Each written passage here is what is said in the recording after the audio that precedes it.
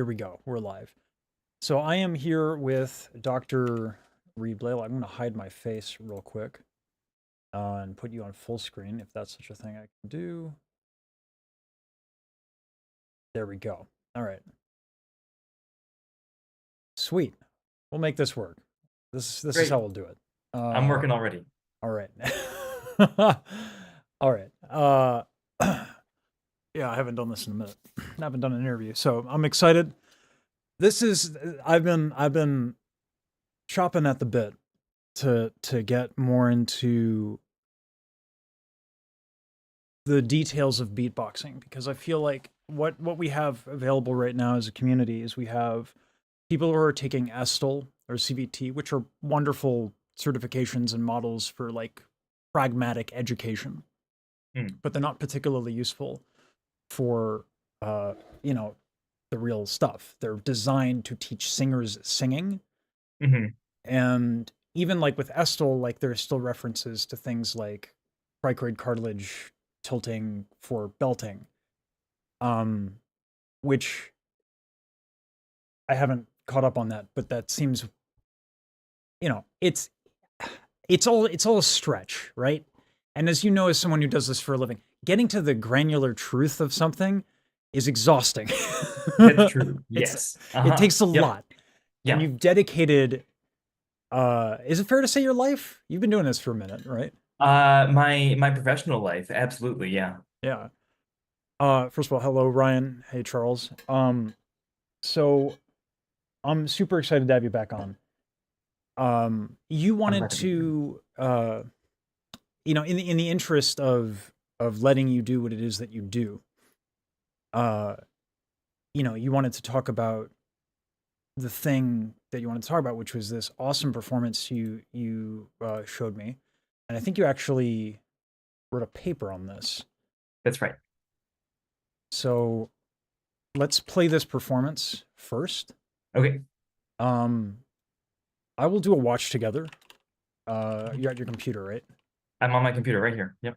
Dope. I'm going to send you a link.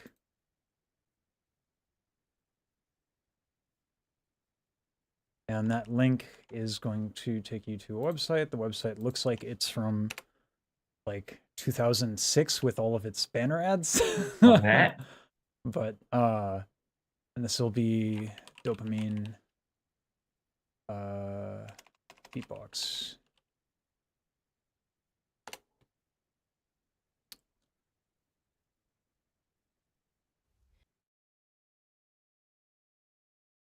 Y'all are about to see some shit. It's gonna be good.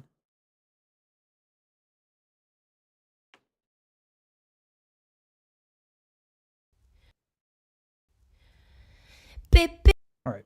Now it's playing for you. You're all set.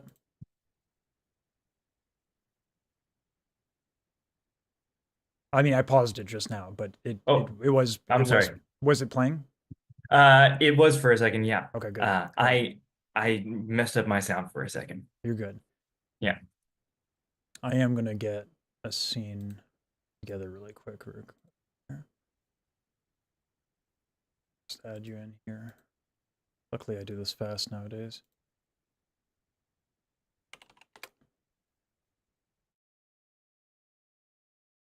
Oh, did they change it to where I cannot? The bastards. Zoom with their privacy. All right. Let's just do this then. We'll do a desktop capture. Do here.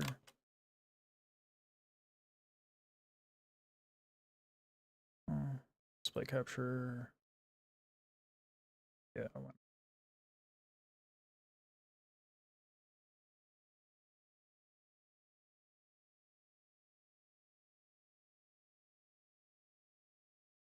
Okay. And then I'll this yoink. Okay. There we go. We're gonna give it a listen now, okay?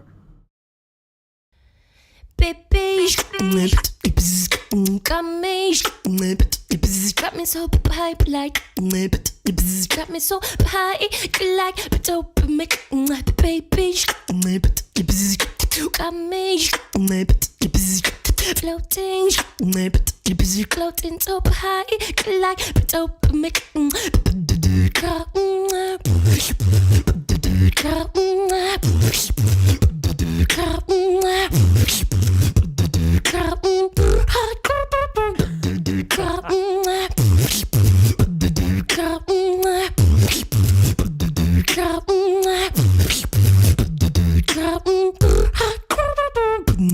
Connection set fires and collapses and we boom boom drinks on yeah credit go boom credit go move like bolt air I can't be credit super super great bad go for me but don't grind the game to crash so clean can't be low but in best come and get it with this we can spend up we can get and crack this with our heads in the clouds why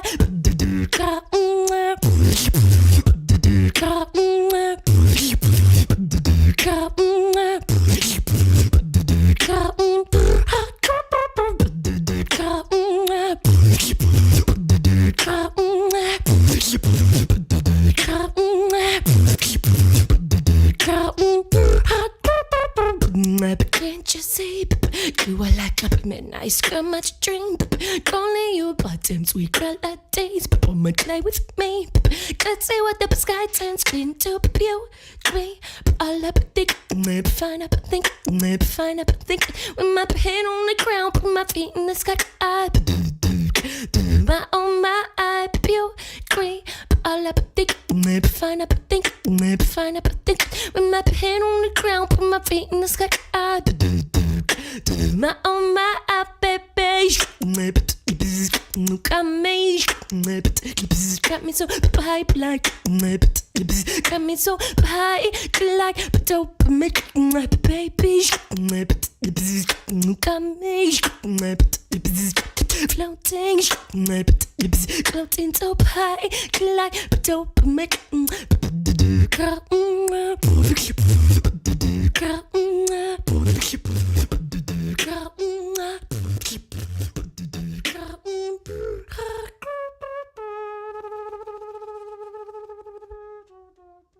That's a good pretty good trumpet too. Mhm, Still. mhm. All right. Yeah. So you wrote a paper on this. Yeah. So I met beatboxers who knew that I studied I feel like I need to say my story briefly before I course. get to the paper, just because I'm not a beatboxer, though I've learned a little bit as I've gone along.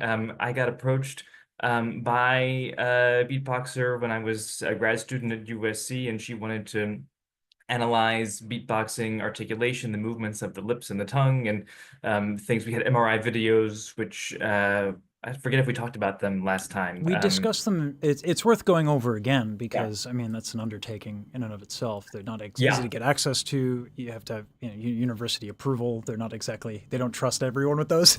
No, So they're expensive, they tend to be. but they're free. Like the result is free for everybody to see, and we can put the link up at some point. And Oh, I plan to. We'll be going over the footage extensively. Yeah. great. But like that's where I started looking at all this. And then at some point I had an opportunity to start asking my own questions about beatboxing and do a little bit more digging in different directions. And so I'm a linguist by training. I have a PhD in linguistics, though my parents tell people I have a PhD in beatboxing, which I think is also kind of fun. It is what I generally tell people. So real quick. So what is linguistics? Because oh, sure. Yeah, great. So linguistics is the study of language. And more than that, it really depends who you ask. In fact, within the field of linguistics, there's a whole bunch of people doing a whole bunch of things. And because it's a community of people, we don't always agree about which things are the most important, and that's okay. And because there's so many people doing so many things, there's also a lot of people tying into like other parts of science and the natural and social world. So a lot of people might characterize linguistics as having to do with the structure of language. That is to say, for spoken and sign languages, the the smallest pieces of movement, or for speech, also for sound, that contribute to meaning, studying those, as well as the syntax, the arrangements of words and signs in an utterance. So like as we're talking right now, the order in which I say things has a lot of hidden structure beneath it. So the people who study that kind of thing, the meanings of words, the pragmatics behind conversations, and the way people write about things.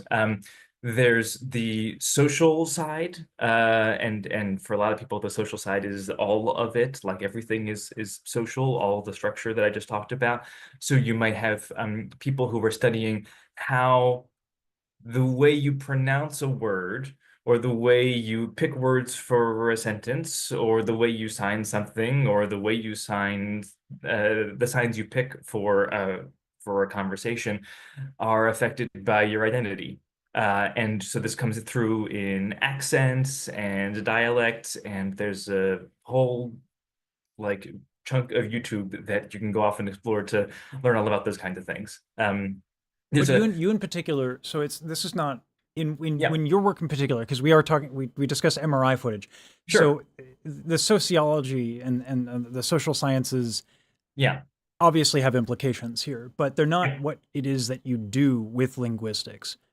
They're not my traditional focus, except that uh, it's kind of important to keep in mind the people that you're working with, and talking about and writing about as you do everything. Otherwise, um, it can get a little easy in science to dehumanize people, Okay. or like to say, well, we're just talking about like this one thing that you do, and we don't care about how you came to be doing this as a person. Where there's something to like the story of the person that tells you important information about them. For example, Kayla Milady, who performed that piece, had been beat rhyming for 2 years when she did that. Okay, so Uh, beat rhyming for those who don't know, yep. because this is one thing that I'm excited to get into. Yeah, The great. beatboxing community has a definition for everything.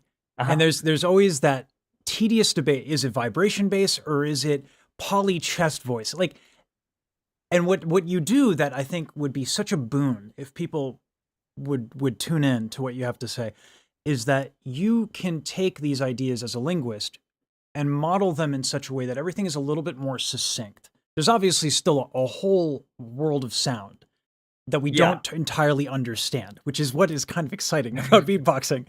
Yeah, but like, instead of giving everything an individual name, we can start to say, this is what's happening. And then they're using this as a filter. And so we can talk about how things are created and give definitions accordingly. And that's a lot of work. It's not a complete work by any stretch, No. but that is what you're writing about. And I looked at your article. You have IPA listed. You really get into it. So I'll let you It's do that. But yeah, it's about getting into the details and getting really specific. yeah, And so I wanna emphasize that, like, so the paper that we're going to talk about is one that has me listed as an author. The second, we're going to look at it, but there's three people who were authors on that paper, and one of them is Kayla Milady, who did the performance.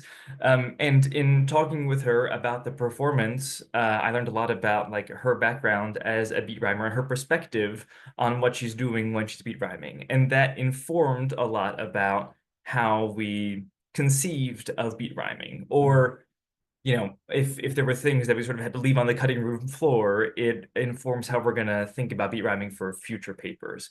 And having that conversation with Kayla is something that is like a really important part of especially for a linguist, the scientific process, to make sure that we know what are the people doing when they're doing these things that we, the scientists, are going to study. hmm So like, I just want to emphasize that sort of social element might not be the key focus, but it's hidden there, but it's there. It's the knowing it's there. Like the people involved in the scientific process, it's an enterprise of people.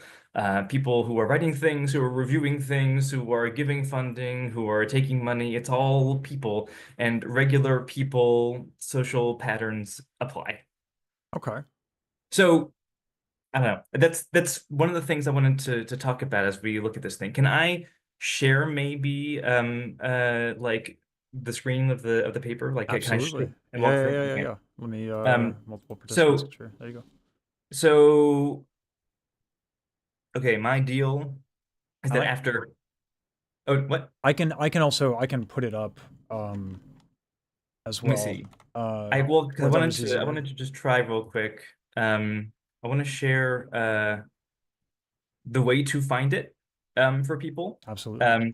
So I'm a teacher. And so one of the things I like to teach is how to find more beatboxing science if you want to find more beatboxing science. This And is hopefully you awesome. and I will talk. Yeah, Yeah. hopefully you and I will talk more about this, but it's straightforward. You go to scholar.google.com in your And browser. I want to answer Vladimir. So a person Yeah. trained in vocalization can pick apart the various beatbox sounds. No, not quite. I mean, we're getting into it, and this is actually what to segue right into what you were doing, Dr. Blaylock, Yeah. is that there's a lot involved in what beatboxers do, which is part of the exciting bit, Vlad. So, Dr. Blaylock is going to show us when we want to learn more about the specifics of beatboxing and where the science is. This is the process that we go through. That's right. And I want to say, I trust a beatboxer's ear way more than my own. Because Yeah, same. beatboxers actually, I mean, Because they that's actually like do it. They do they it. actually do it. Yeah. So And the like, you know, human brain is incredible. if you're a beatboxer and you tell me that this is the way this is the sound that you hear and is different from this other sound, I believe you 100%. And part of the science that we could all do together is to test how reliable that is. Is your ear like the same as 100 other people's ears? And do we all perceive sounds the same way as beatboxers or as scientists? So I was going to make a joke and I would say, how much do you source Reddit for this? But I've seen that there's some disagreements sometimes. yeah, I mean, that's So language though, in a way, but and it is. So if I go to, there's other ways to find research here, but I like Google Scholar. It's free, it's easy, scholar.google.com.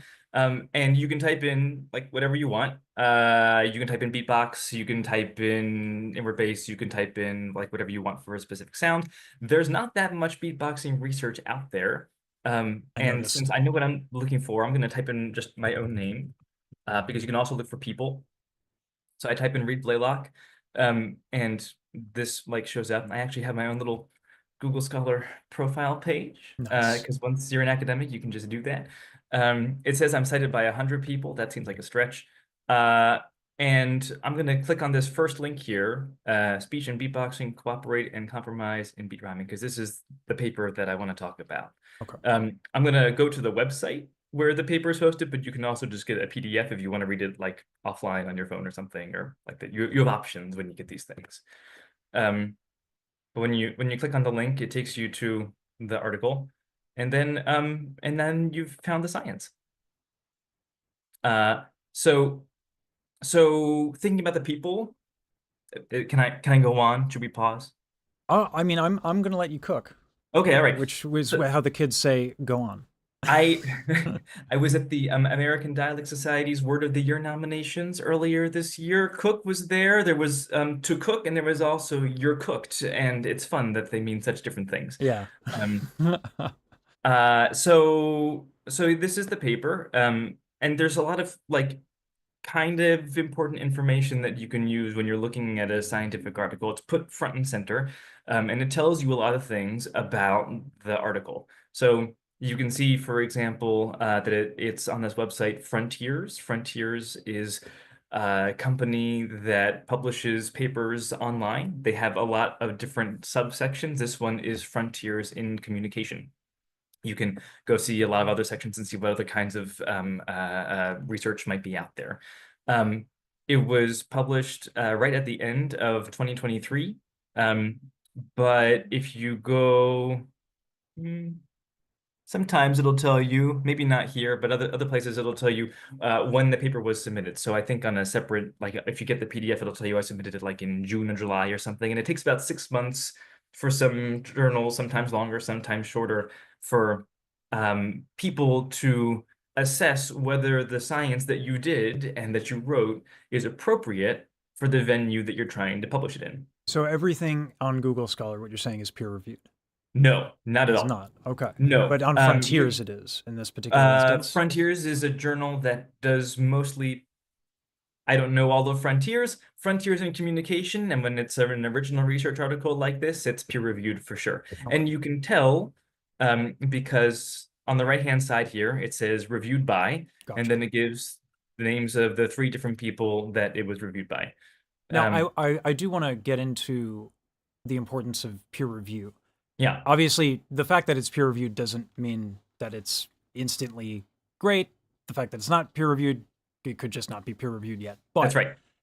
You know, we hear a lot about peer review. So, I just, if you could speak briefly on how important that is. Yeah. Oh, I think that's me. What's that? I'm just going to pause. I'm going to put my dog on the bed because he's growling and he's a little baby. So while you do that. Well, I think that might have been me. What's that? I don't know. Was that me? I mean, I'm good on my end. I hear you loud and clear. It happens to me every now and then. Gotcha. I'm going to put my dog on the bed real quick. Oh, sure. Because he's grouchy. Yeah. He's going to bark.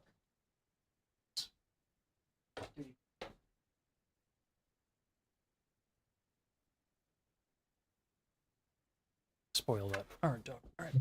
Sorry about that. So yeah, peer review.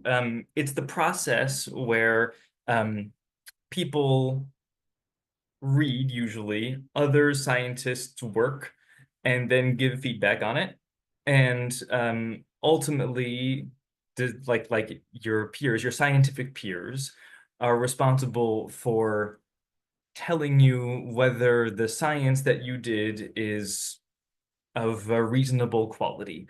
Different journals accept different qualities of science. The journal Nature is like well known for having very high quality science, usually for their original research articles.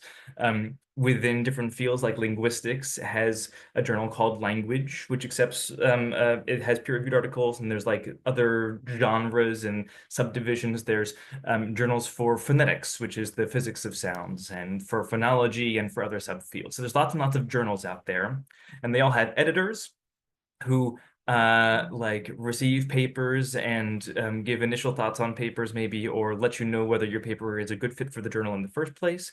And the editors will go out and find people to do the peer review of your paper. The people doing the peer review, your peers, usually don't get paid to do the peer review. It's a volunteer thing. You're electing to participate in the community of scientists to help cultivate a community of good science, and make sure that the work that's getting put out there is of relatively strong quality. You're using the word good and words like quality a lot. Yeah. There's a lot of ways to have bad science. Yes. And it's not as easy as one might think. There's a reason why. So it's this happens a lot, and I as much as I try, I'm very fallible on getting the right information, sourcing the right information, and saying the things that are true. And this is very, very much a problem in singing education, and of course, because beatboxing at this scale and of this styling has been so explosive and rapid, and the developments of the sounds and all that. So how do you, where can things go wrong, and how do you spot them briefly? I know that this could be a real rabbit hole. I mean, you're asking me to go down a huge rabbit hole, and the way that science can go wrong is not my specialty. Like that's a whole, like, people get PhDs about how science can go wrong. There's like it's a real major field of study, or I should say what I mean is there are lots of ways, and some of them are big and some of them are small. And it changes according to the scientific paradigm, and it changes according to the age that we live in. Science is evolving over time, and so what counts as good science or high quality science also changes as we move along. I could tell you, for example, that these days, if I'm not a medical doctor, I'm a PhD, so I don't want to talk about a medical example. If I were to do a study in linguistics about language, like some language variety, some way that people speak in a certain community in a certain part of the world, I would probably get some pushback from a peer reviewer if I only studied men or if I only studied women, and just unless I had a really good reason for doing that, if I wasn't looking at a we might say heterogeneous group of people, making sure that I'm looking at enough different kinds of people to see if the conclusions I'm drawing about this community are strong. Because maybe, I mean, we know that sometimes people talk differently from each other by sex or by gender or by race or by how you're trying to project identity. Let me These like let me these, draw it in a little bit because oh yeah, I get what you're draw me saying. in. My question really was Oh yeah, let's. how can the beatbox community be better about acquiring I see. information Yeah, and identifying red flags and being better about talking it? I think you do yeah, raise a that is legitimate better. point. That's a better Being question. being Yeah. gender inclusive is certainly a factor, and I So there's all kinds of things to look out for. You want to look at who's doing the science. It's better if it looks like they have actually done the science in collaboration with community members, because it Mhm. means that the beatboxing, like the science is informed by the beatboxing. That's helpful because then you know a beatboxer's voice was there in the process and the scientist isn't just like going off on their own, doing their own thing, whatever, without really understanding beatboxing. And Then you we, said last time we talked that oh, one of the my wow. levels went up probably. No, I'm impressed that you have a transcript from last time.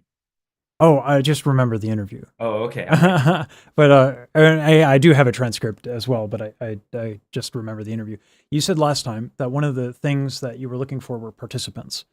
Obviously, since then, your situation has changed. I think you're doing ASL a little bit more. That's right. But how can if it's if identifying the quality of the science of beatboxing, it's paramount that the community is involved. How do you get more involved? Is there a way? Is there like a portal, a Google Doc, perhaps? There's not a Google Doc that I know of. No Google Forms. Okay, TBD on that. gotcha. I would like to come back to that another time. Absolutely. There are ways. But in general, there's like a problem where having people who want to have their thing that they do studied and the academics who want to study that kind of thing, it can be weirdly hard to connect sometimes. Hmm. So it's not just a problem for beatboxing, it can be a problem in other fields too. Sure. But like reaching out and getting in contact with each other, me contacting beatboxers, beatboxers contacting me, or the other beatboxing scientists out there, or other scientists. I think I did say this last time. That's one way, like just ask, you know, hey, is there Mhm. room for this? But I think this brings us to another point. One way that you can identify or that you can like sort of get a sense of where the science is, maybe get a sense of the quality. Like there's no guarantee that just because something was peer reviewed means it's going to be good quality. There's no guarantees anywhere, but you might look for whether that research was funded by an NSF or an NIH grant, or like what the funding for the research was, because money is very important in science. Yes. And if you look down like if we go down to the bottom of this article, what we see is that we have all this like stuff here. There's a conclusion of the paper. We talk about where the data is. We talk about that there's an ethics statement, there's author contributions and acknowledgements, a conflict of interest, a publisher's note, supplementary material, footnotes. There's a lot of stuff that goes on in here. And usually somewhere in here, there's a statement about grant funding. Who gave you the money to do this? Who said, hey, this is a good enough idea, what you're proposing to do, that we're going to throw some money at this. The National Science Foundation or other like big scientific pots of money. There's no grant funding here because I did this without grant funding. But you might find that some articles do have that kind of grant funding, and knowing more about the grant issuing organizations, their different levels of prestige, can also be a clue as to, like, it can be a cue for you when you're evaluating the science that you're trying to look at. So I want to pause here because someone has entered the chat. No meme actually there. Vocoda. We actually checked him out last time we talked. And he's in the chat. And last time we did the interview, there were people who also, hi Vocoda, what's up? There were people who watched, and one of my fantasies. You, right? Well, they were there. There were people who watched, but like there were people of in large figureheads in the community, Vocoda being one of them. Actually, Vocoda reached out to me and was like, "How can I get my base studied?" And I was like, "What do I know?" So, but one of my fantasies is that as an online community, because there is a lot of coordination, there is a lot of interest in this. Is there a way? So the funding is such an obstacle. Yes. And you need to be able to sell the story of why you want funding for this project. Yeah. And like, I don't imagine GBB clips are going to do that, as awesome as they are. Is there a way that bigger people with a larger reach can command a sort of funding or help in any way in that sense? Probably. I imagine there's something. This is probably a conversation that requires a lot of advanced forethought, but it is something that's been on my mind because getting, like we said, getting access to an MRI machine is not cheap. Well, so one thing I can show today is a different kind of analysis than with an MRI machine. And it's something that anybody can do to do some science.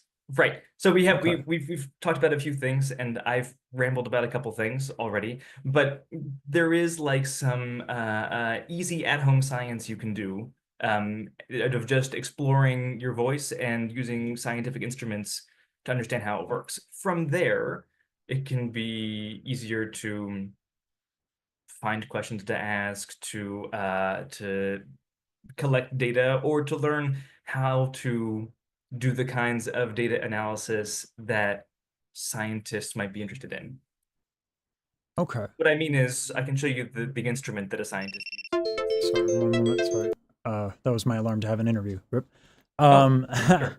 It cut you off briefly. Yeah, no, there's folks asking stuff in the chat. Okay. If you don't mind, I know we're taking the there's we'll get to these questions at the end is what I'll do, so that I can let you do what you do.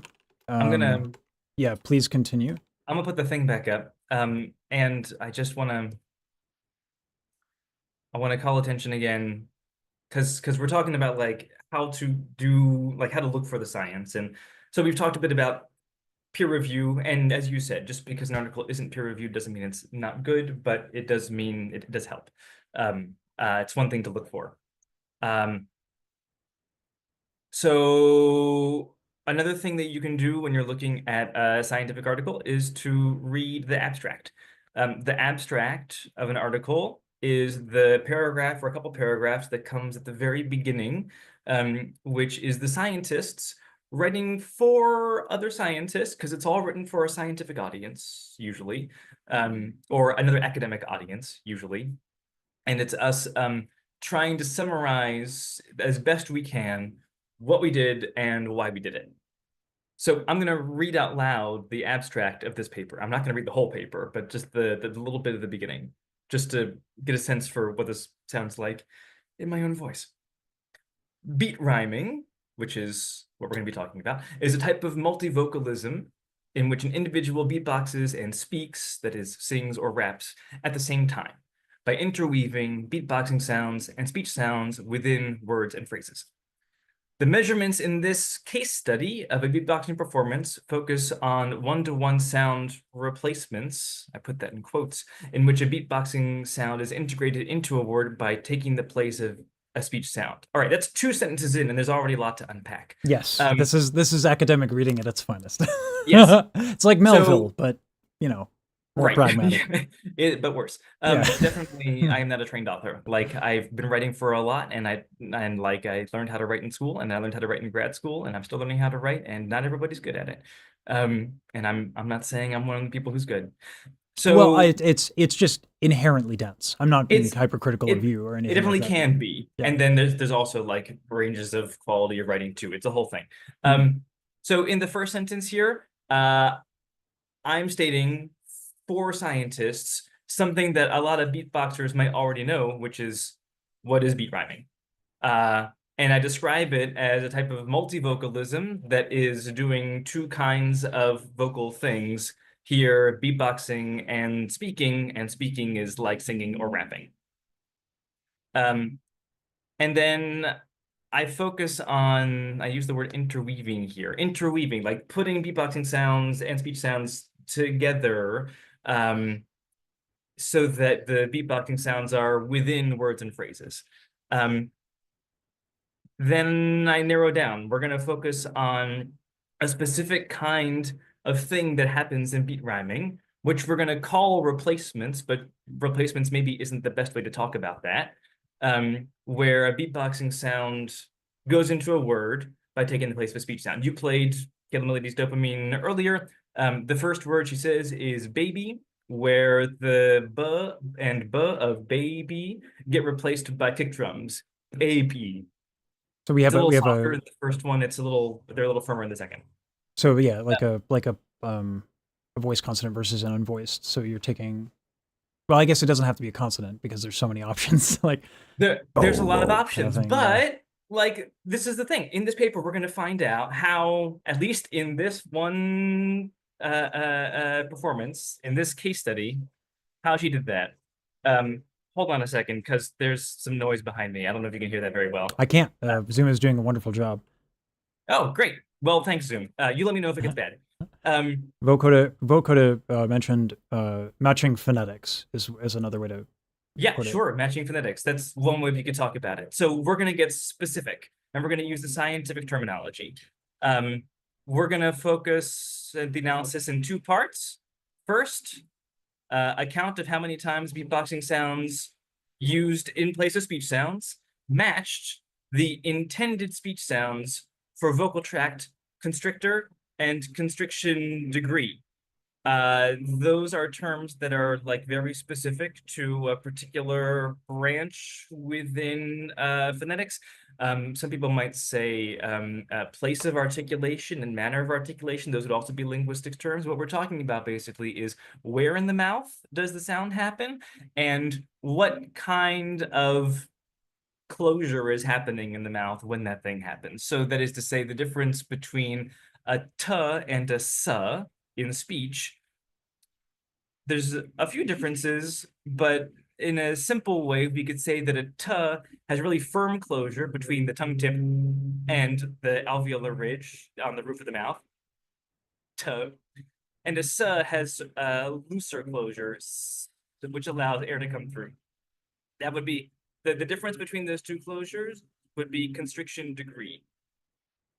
The constriction, You're getting a little bit of the bleed in on the audio. Wait, say again. You're getting a little bit of a bleed in on the audio. It's almost like there's like a horn going on in the back. Oh yeah, that would be the noise behind me. Can you get closer to your mic by chance? How's this? Is this better? Hmm. No. Not quite. Let Is me it let like a me vacuum? no, it's a lawnmower. Oh, Uh gotcha. yeah. Okay. So So just I'm at the having right trouble. frequency. Let me move to a different location. Hold on a second. Gotcha. I'm just gonna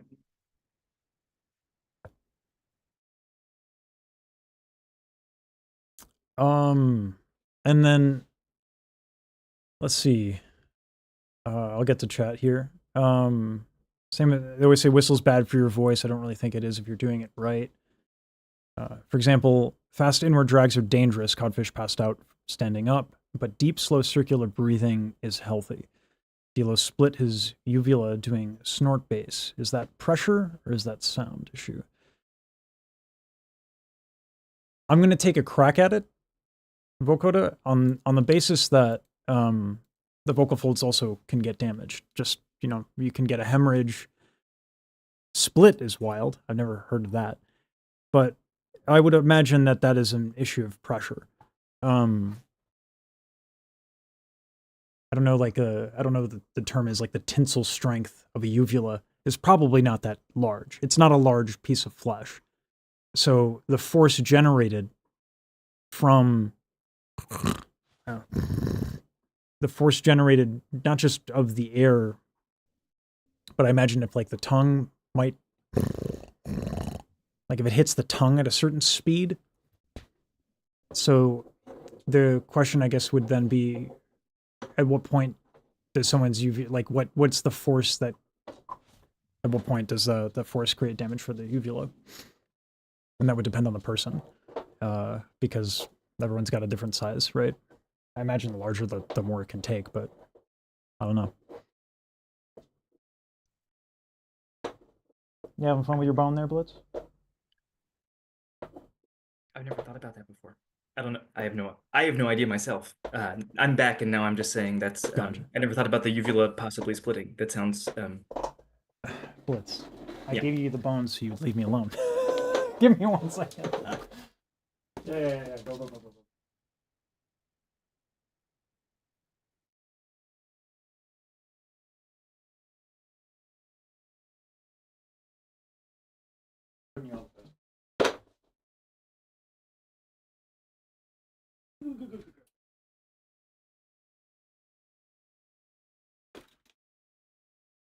I have a like 8-month-old puppy, so he's it's like having a kid, except not at all that difficult. Anyway, okay, sorry, Dr. Blair, continue. yeah. And you can hear me better now, right? Absolutely, yep, you're fine. Great. Okay, good. Sorry about that before. Mm. So there's going to be, I'm going to count stuff basically. That's what the paper says. First, there's going to be a count of how many times beatboxing sounds, which sort of replace speech sounds in the sense of replacement isn't necessarily the best way to talk about it, but that's how we're talking about it here. Just how many times they do that in a way where I think the phonetics match basically is what the vocoder who said that. Somebody said that. Yeah, vocal did. Right. So yes, and we're gonna say that specifically as vocal tract constrictor, which is it the lips or the tongue tip or the tongue body in the back? Which of those three things is which of the three ways is the beatboxing sound being made? And we don't say it here in the abstract, but we're talking about kick drums and closed hi-hats and outward K snares. For the most part. There's a couple PF snares in there too. And there's There were some inhale K snares, yeah, as well. Or did I misread that? Kayla said that they were pretty much all outward K snares. Gotcha. Okay.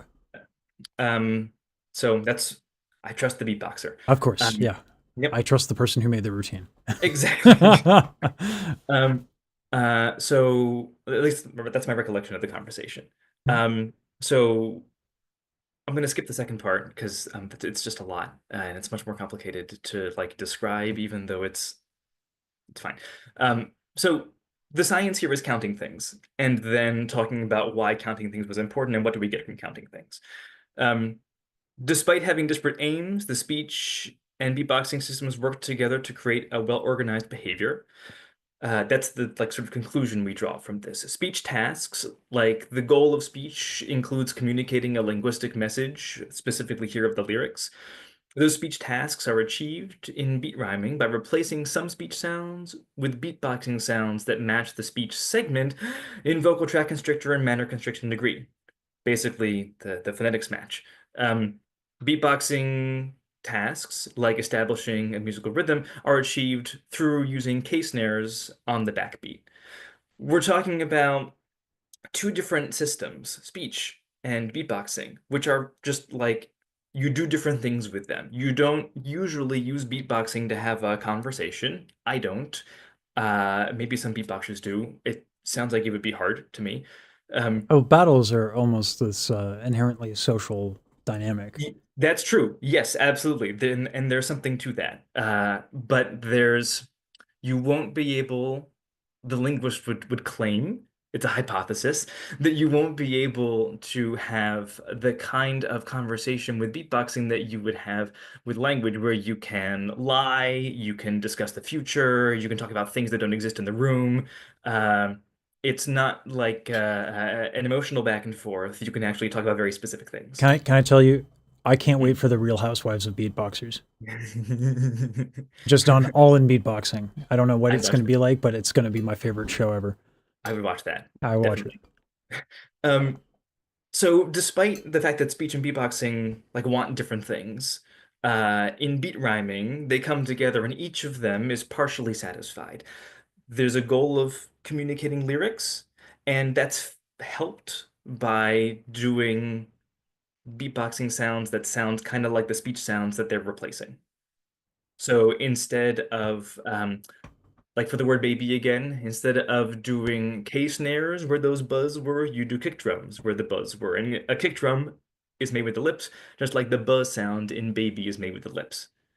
And the fact that you use the lips for a beatboxing sound, like a labial kick drum sound, to replace a labial speech sound reliably, and the fact that Kayla does this in this pattern at least, tells us that when she is beat rhyming, she is maximizing the chance of the listener to understand the lyrics. Mm-hmm.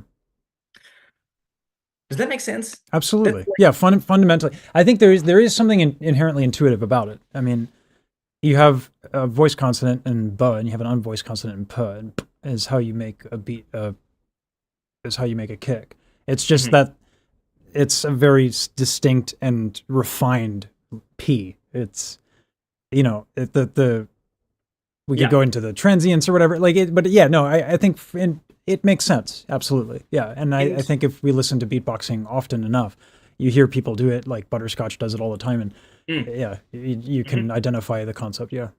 Yep. Okay, great.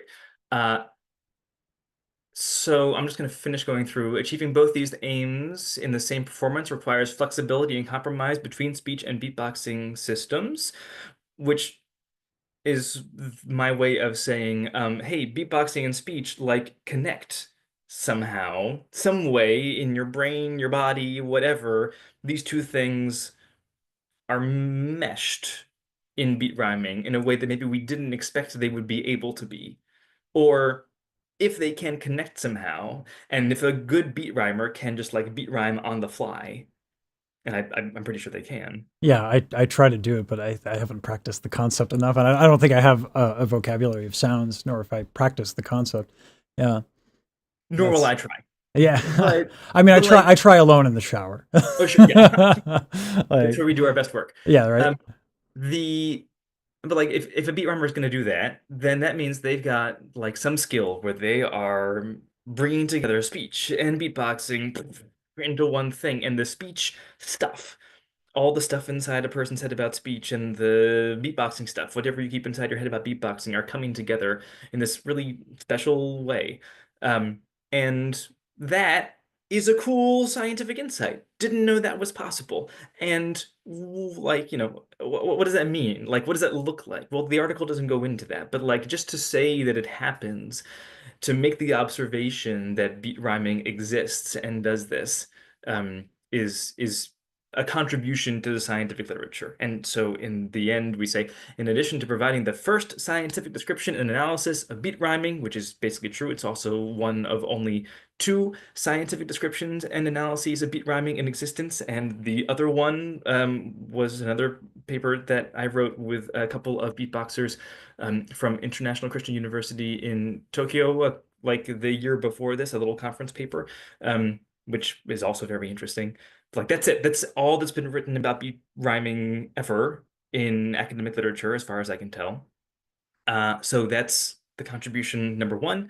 And then number two, the article suggests some ideas about the linguistic theory. What does it mean for linguists and our understanding of language if some aspect of language can get intrinsically tied up with beatboxing, which really doesn't, from a linguist perspective, have anything to do with language. So Okay.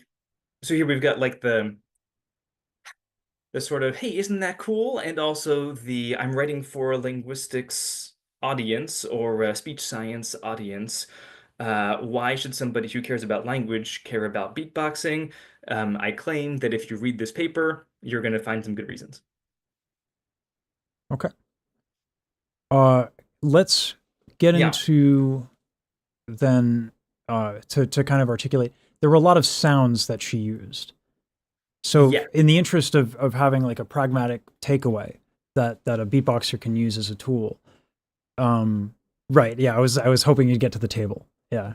So Kaylee used a lot of sounds in her beat rhyming, but there's sections that are beat rhymed and sections that are beatboxed, I would say. Like we could say that the whole performance was a beat rhyming performance, but if we're gonna get scientific about it and be able to focus narrowly on specific sections, we could say that there are only some places where she put beatboxing sounds and words together, and then other places there was just beatboxing sounds without words. So I'm gonna focus on the beat rhyming stuff, which was the beatboxing sounds and the words together, and in those places, she only ever used these 5 sounds. Now, one thing that I did notice is that there were instances where some stuff was kind of adjacent to vowels, right? Because we're right now we have consonants, and Right now we have beatboxing sounds. right, as and all of them are as they would have been replaced by when they do replace, they're replacing consonants. In most of the time, yes. Most of the time, okay. Yeah. So that's interesting to me because now we have an instance where, and maybe I'm sort of begging the question you were already gonna answer. No, it's good. Let's go. The difficulty, the challenge is vowels primarily, and how you go from singing and keeping on time and on beat while being able. If you have a like kick snare, kick snare, kick snare, that is so prohibitive lyrically. It is no coincidence that most beatboxing songs repeat a certain theme, like "Baby Got Back." Now that's a terrible example, but "Baby Back," like you can kind of make sense of that, but it takes a lot of work. But so you're sort of bringing up 2 different pieces here. One is how did do beatboxing sounds replace vowels, given that like there's a lot of rhythmic constraints. Like to beatbox well, you've got to get certain aspects of your beatboxing rhythm reliable and repeated. Is that fair? Is that like what you're saying? There are many challenges. Yes. And so yeah, it's actually, this is what I think I cut you off while you were getting into it, which is you have a chart of here's dopamine, here's the word, here's where vowels are, here's where consonants are, and here's what she did. That's right. And in it we can see that so there's a lot we could talk about what's here. I'm going to do it really briefly. On top, it's what's called a waveform. And the then next spectrogram, right? Next chunk down, that's right, is a spectrogram. And then we annotated, this is like human, I, and the second author, Prim Fulsombat, we annotated Kayla's performance in a tool that I can show you in a second. It's called Prot, which is for linguists to annotate acoustics. And so we used like our training to look at the spectrogram and the waveform and to chunk it up into pieces. It's called segmentation, to segment according to where the different sounds of the words were. I'm going to throw an asterisk up here, which is that in speech, there's a lot of overlap. Like vowels and consonants don't actually happen one after another in an easy sequence. There's a lot of overlap happening inside your mouth, which is very interesting and something that probably would be very interesting to study in beatboxing too. But we're gonna pretend for the moment That that there you are no can. diphthongs. Well, diphthongs, like, we can pretend that diphthongs are a sequence as well, but like, what I'm saying is when you say the word dopamine, the D comes out first, you would think, followed by the O. Yeah. But in reality, often the tongue body, which is making the O, is already moving toward its destination when the tongue tip for the D is happening. So the D and the O, like inside the mouth, are co-occurring to some extent. Right, which Um, inherently changes the sound. Yeah. which changes the sound a lot, and it becomes a huge question about like how do we perceive these kinds of things? Is it useful? Is it prohibitive? Like how does speech work? Big questions, still ongoing. The research is a lot of fun, but that's not what we're talking about. But I just want to make sure that like we know that we're making an assumption here. I want to lay out some of the scientific assumptions, and one of them is that it's possible to just say, here's the duh, here's the o, here's the p, here's the here's the e, here's the n in dopamine. And we label them here according to the International Phonetic Alphabet, d, o, p, that's a schwa, it's an Mhm. upside down e, it's called a schwa, e, n. And here, where we expect the d to be, we get a closed hi-hat. Where we expect the p to be, we get a kick drum. And then we get like a smidge of the E vowel here, and then most of the time that could have been devoted to the E vowel is taken up with an outward K snare. The That's what this shows. the the the level of coordination. I know there's I take a lot of asides. I know this, but it's part of my admiration of beatboxing to just and as like one of the challenges of singing and beatboxing together is this is the if you do E, for example, with vibrato, like I would as an opera singer, throwing a Mhm. K in front of that is really like slowing. It slows me down because there's a lot of movement that goes on. It's like I can't go fast. If I go eek, like the larynx will pop up and then I have to bring it back down to get that tone. Like Uh-huh. it's like gymnastics. So I noticed that she was singing quite lightly. And I'm wondering if we could go to that moment and hear it out, or we can even look at the waveform when because it's tied in the timing, right? Let me, it is. Let me go to, Because it looked let me on take the this waveform, it almost like she stopped the E, which makes sense because the heel of your tongue would have to, and you'd have to stop your vocal folds from phonating. uh, let me go to the actual data here. So I'm going to share my screen again, but this time, make sure, yeah.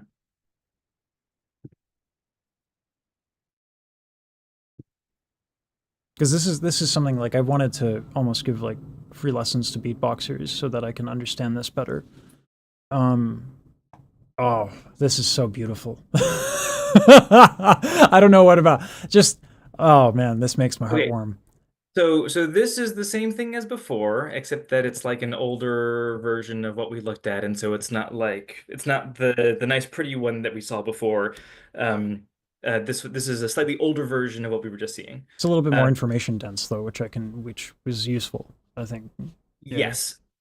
So there's two waveforms up here because we're showing in stereo, but really that doesn't matter. Like Yeah, it's it's just a just mirror, yeah. um, the spectrogram down here again. And here's the word dopamine. And now instead of using the International Phonetic Alphabet, because sometimes it's a pain to try to find the right International Phonetic Alphabet sound and use it, we're using a different type of transcription. I think we decided on ARPABET. There's lots of different ways to write out speech sounds.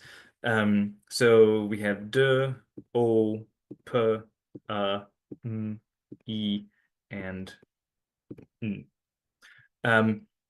And then we had the beatboxing sounds. Here's the closed hi-hat. I'm going to make that lowercase because that's how I prefer it. Capital B for a kick drum. And here's the uppercase snare again. Okay. So yeah, she cuts off the vowel. That's right. So the E vowel is about this long. Can you hear this? Oh my God, that's how long it is? And yeah, I can hear it. Yeah, that's how long it is. So here's the whole thing. It's so, you do hear the E, but when you play the E in isolation, you can't, it's almost like, yeah, it's wild. Yeah. Yeah. When you play just this little bit, That makes we no sense know- on in isolation. I would never like. It's hard. But it sounds like more like an here or something. But when you play it in the whole, like when you play the whole thing, you can sort of hear but you also, it's easier to recognize it as the intended sound E for dopamine. Or maybe it's a reduced version of that sound. Right. This how we perceive things, basically, like the context helps a lot. Yeah. Here's the case snare. It's very long. But so your point about all this is a good one. And so the paper and the abstract sort of hints at this, but it's not exactly clear unless you go through what we mean that we start focusing on these kinds of cases where the closed hi-hat replaces a duh and the kick drum replaces a puh. And we focus on those one-for-one sound replacements where beatboxing sound replaces and it always ends up being a consonant. And then later at the end of the paper, we come back and say, but that's not all. There's also these cases, like in the word dopamine, where the case snare comes in and just like totally, partially covers this vowel. What do we do with that? Or there's another one, it's the word sky later on, where the ah in sky gets cut like into two parts, basically. Let's see if I can find that here.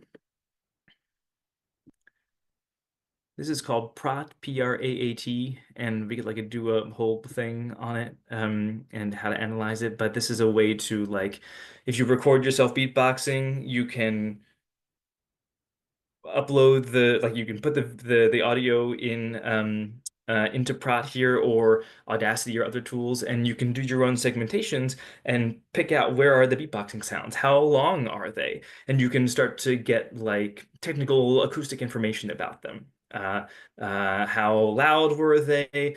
How long was the closure portion where everything was quiet? How long was the burst portion? And that can tell you some interesting information. Here's Sky.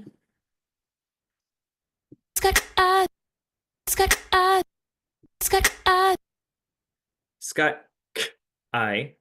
This is once again, this is So this is, yeah, this goes back to the challenge of to get a really good case snare and to get in percussion in general. Like this kind of percussion and singing, they actually really don't get along. Like it's hard. It's hard. really quite challenging. Yeah, to get your like this is why I think a lot of beatboxers sing quite lightly. Because if you have a lot of vocal mass, and this is where we're getting into maybe phonetics, which is great. Yeah, I like talk to me about that a little bit, because I know that if I try to, like, my false folds will end up contracting, and I just feel tense if I like, even if I try to sing operatically and do a like, Pavarotti famously just like skipped consonants. Like, Right. you go for a high note, he's like, yeah, no, I'm not singing that P. Like, There's no point. Um, so I think my first thought on this is that I've learned to never assume for a beatboxer that something is impossible or yeah, they're very kind of hard. animals. Yeah. I Beatboxers just, doing like it's incredible. I am consistently blown away by the new sounds that I hear. And even like just like really solid, not that innovative beatboxing is still vocally impressive gymnastics. oh yeah. But eventually, if you like just like getting your beatboxing basics, eventually if you practice long and hard enough at something that you want, you can probably figure out a way to get it to work. So I bet over time, like give it another 10 or 20 years, well, no, beatboxing goes really fast. Yeah. It's crazy. So give it another like 1 or 2 months.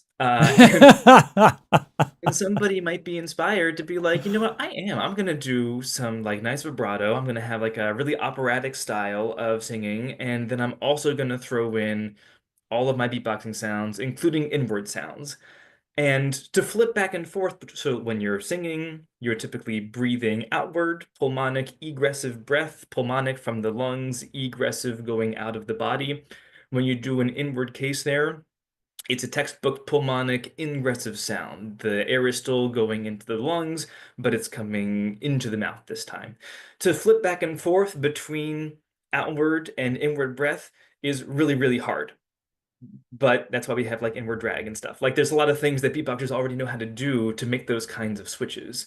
It's much easier in beat rhyming, I would guess, to hold on to an outward breath rather than trying to flip back and forth between outward and inward.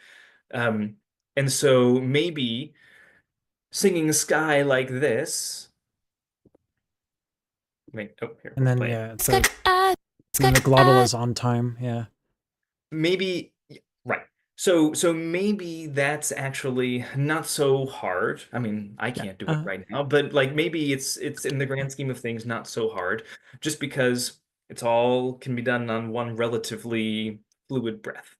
Um, you could escalate that by trying to do it inward. You could escalate that by requiring the larynx to be doing something else for the vibrato while you're also trying to then get your case snare to be exactly right. And if it's inward, that creates a whole other set of problems. Some people's case snares are also ejectives, like the vocal folds have to close and lift up in order to get the initial punch of the case snare before all the breath work happens. So maybe it means adapting your case snare that you don't have to do that so you can do the vibrato more easily. Yeah, you can almost do a like an echlaut or nachlaut, like I don't know. It would be probably not at It, all.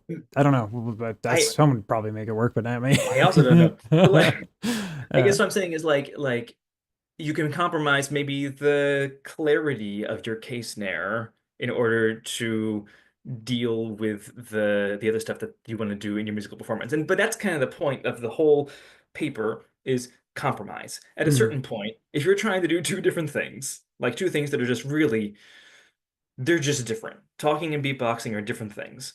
They have different goals, they have different structures, they're different things pretty much all the time, except when you're beat rhyming. But when you're beat rhyming, there's compromise in how you keep some elements of your talking and keep some elements of your beatboxing. And so one of the ways that you keep your beatboxing is focusing on the rhythm, making sure that you're actually getting your rhythm right. Um, Bare minimum, just like, I don't know, laying down a snare on your twos and fours. Yeah. Um, but and everything else can be kind of wishy-washy maybe. But so maybe the beatboxing won't necessarily be as like if you just were to look at the beatboxing on its own, it might not be so musically intricate because the beatboxing sounds are trying to align themselves with speech sounds instead, so you can get good sounding lyrics. So there's a compromise there between the beatboxing complexity and the achievement of the lyrics. And that same kind of compromise might be what you find if you were trying to do it operatically, or if you're going to throw in some overtone singing, or if you're going to, I don't know what. Like if do a bass sound. I mean, even the some of the vocalized bass sounds like Right. whatever, the crazy shit that people do. Like it's I mean, I tried to do the click roll today. Oh, uh-huh. Ain't happening to me. Not for a while. What was I've been working on my the lingual egressive sounds. All the ones where the back of your tongue pushes the air forward past your tongue tip or your lips or something. I can't do it. Wait. I can do them lingual aggressive outward, but I can never get them coming back in. Yeah, I can't do inward bass for my life. Yeah, it's so counterintuitive to me. And this is why I love beatboxers. They're so good at doing all these things. Yeah. And that I am not. I wanted to show. We could talk about this all day, and I wanted to do the abstract just to like present the whole story, and then I am happy to go like zipping around as we have been. But I wanted to just sort of show what the key bit of the science looked like in the end. So this is a table. And this table is the foundation for like the main finding of the paper. And it's a table where I just counted stuff.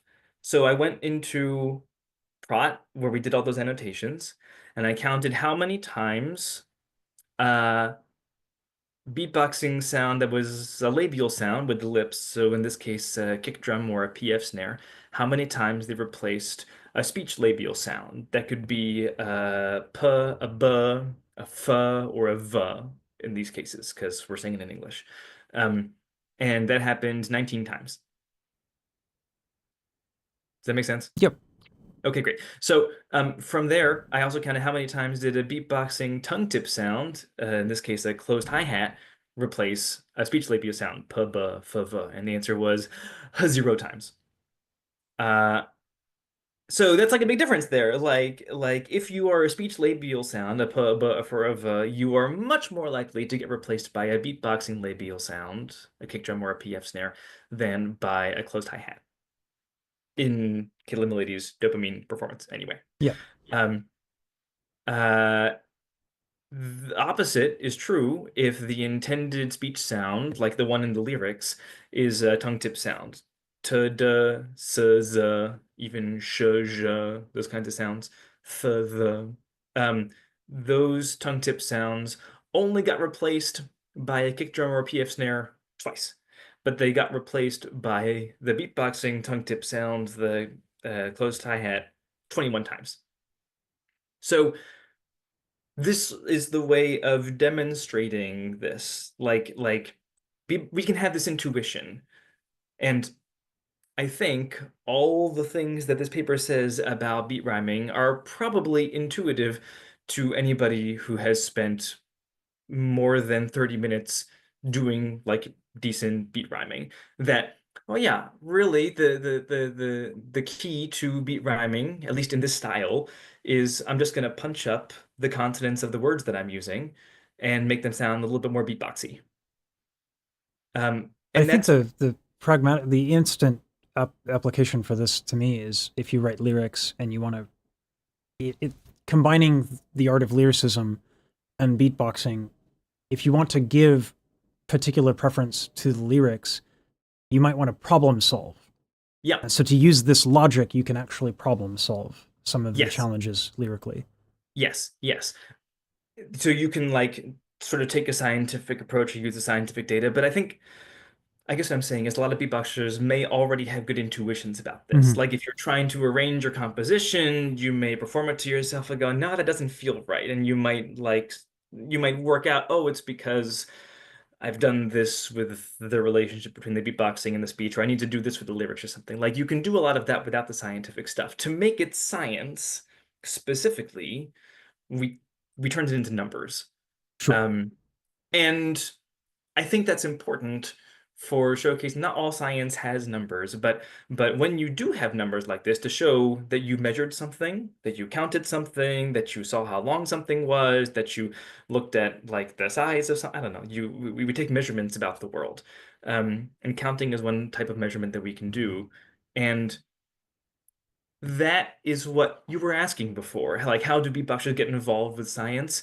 And one of the key things is you have to measure something in order to, Okay. in most cases, you have to measure something. That's a classic hallmark of science. And so this is an example of the kind of thing that you can measure. You can just count how many times something you're interested in happened. And you might see a pattern show up as a result of that. If you can describe that pattern of the thing that you measured, and you can describe how you measured it, well, you're on your way to doing some pretty good science. Okay. That's why I wanted to show this table. This like sort of is the core of the scientific part of the whole thing. And it's not that hard to start counting things or measuring things once you have the tools. If you start like and you have a question about what you want to count.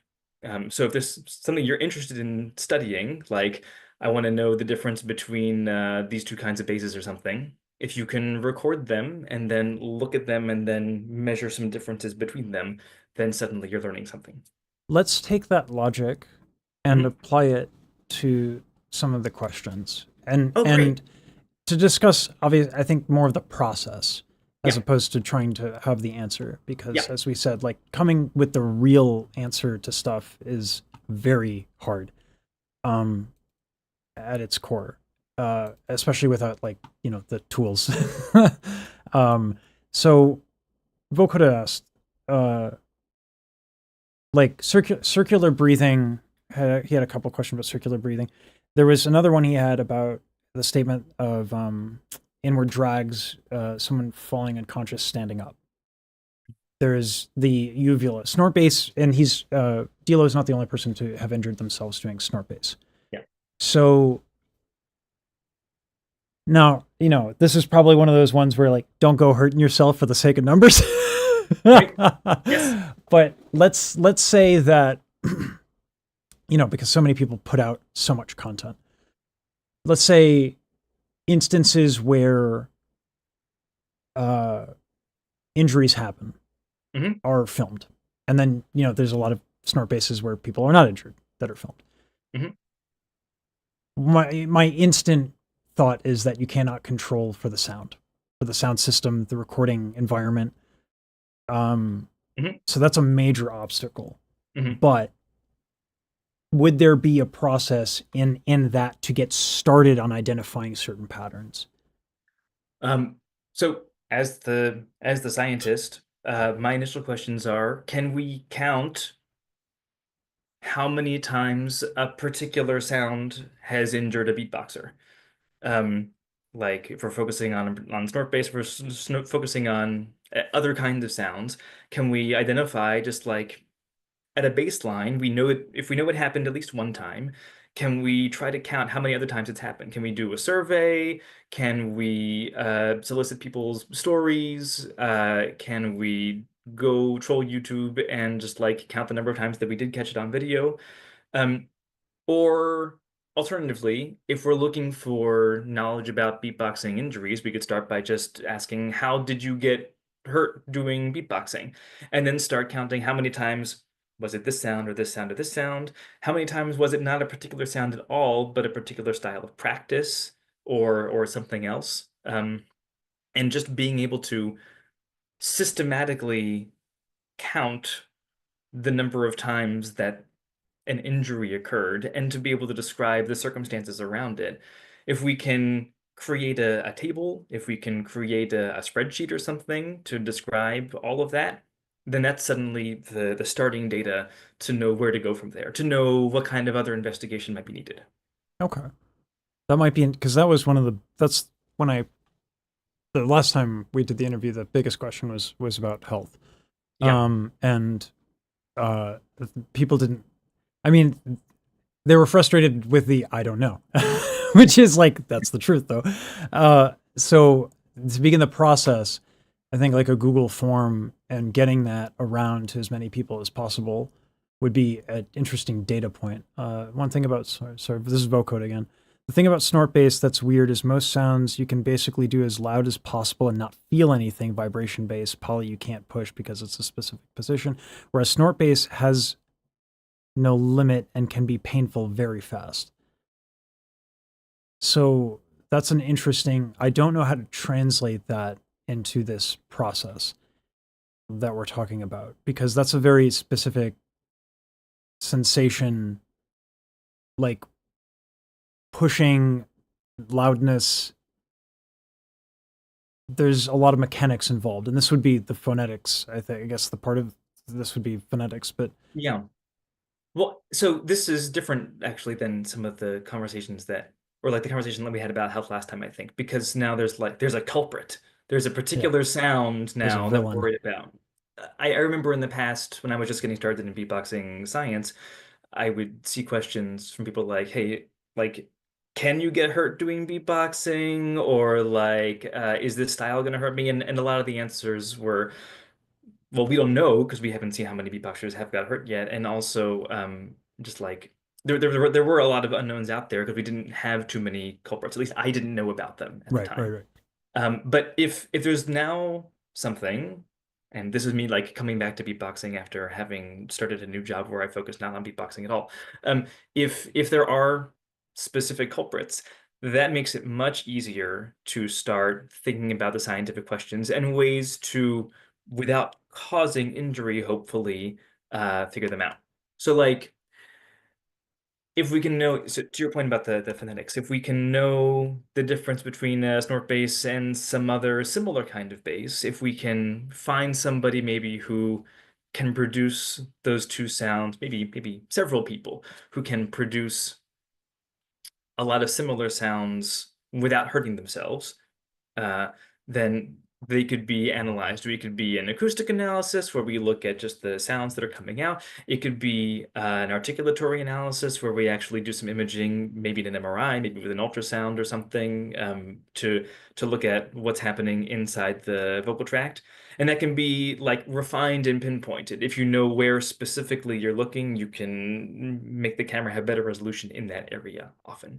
But it starts with understanding, at least to a super like a simple degree, where is this sound produced in the body, and then knowing where to look after that. And then I think what Ryan got at was a kind of a hypothesis approach would be that could we get an estimate of looking at the physics of what forces created in the mouth and the various parts of anatomy can withstand? I would say that would be, you could probably find a direction, like that's what I said with the uvula is not a very big piece of flesh, but there are a lot of very small pieces of flesh that don't get injured with a lot of force, like and so it's interesting to see that snort bass is such a culprit. So it sounds like a great dissertation question. And that's the thing, dissertation. Like that's the problem with all this stuff. I mean, it's what makes these studies of quality is that it's a lot. It's a lot of work. But if people are getting injured, so I wanted to bring it into one of the ways that a lot of distortion singing got funded. Metal singing was in the 2000s, hardcore, that thing just took on a life of its own. And a lot of these really fantastic artists were getting hurt. And there was a financial incentive to get this stuff studied. Now, vocal distortion is still not as studied as other things, but even if you go further back, even with belting, Estel in the 90s, that was a major step to take belting seriously. So I guess the solution for beatboxers who want to help scientists get famous and very rich. But or if we're identifying, like if there's questions about health concerns, identify the health problem, and it sounds like we're on that, and then figure out how to get funding from, I'm speculating here, maybe the National Institute of Health has some funding that, like in one of its grants, that could be directed toward beatboxers, specifically addressing the specific health problems that beatboxers may not be facing. yeah, and not to get political, but I imagine that with this administration, the budget cuts, and that might be a difficult stretch, but we'll see. I don't know. It's all very confusing. I know there Yes. was definitely a day earlier this week when I wasn't sure if I was going to continue getting paid to do the work I was hired to do. Yeah. So, and it's all in progress. Yeah. Hold on. Sorry, we saw asked a dentist about the safety of teeth clicks. Not sure if that's the right name. And then conclusion is that Voka says that throat sounds through the nasal are fine, but the creation of breathing sounds is where the root of the problem starts. So that would necessitate to try and like bring it into focus of this idea of structuring a study and getting community participation involved. Mm-hmm. So I like the idea of like a Google form. How did you get injured? If you got injured, and then maybe it's best to not prompt people for what sounds. Right? Like what are the sounds that you feel uncomfortable with, or versus injured versus whatever? Like that. It's how do you frame that question? Because that in and of itself, like I don't want to bias people and say, right, how did you hurt yourself with throat bass? So if I'm doing this as an academic I'm situated at an academic institution. If I'm going to do a survey like this is a hypothetical. Then the first thing that happens after like coming up with the sample survey questions and running them by like some people I know and trust to get their sense about the bias and how this goes one way or another, we also have to run it through an internal review board, an IRB.